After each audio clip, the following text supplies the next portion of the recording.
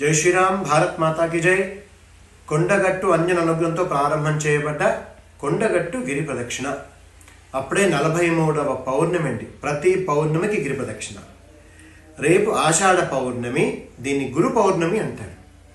మీకందరికీ గిరి ప్రదక్షిణకి సాదర స్వాగతం తెలియచేస్తూ, రేపు గురు పౌర్ణమి కాబట్టి మీకు వీలవుతే వ్యాస భగవానుడి గుడికి వెళ్ళండి. ఎక్కడుందో వెతకండి.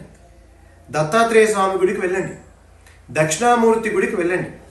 ఇంకా వీలవుతే మీ ఊర్లో మంచి వేద పండితుడు, మీ ఊర్లో దేవాలయ అయ్యగారి దగ్గరికి వెళ్ళి ఓ పత్రం, పుష్పం, ఫలం, దక్షిణ ఏదనిచ్చి దండం పెట్టుకోండి.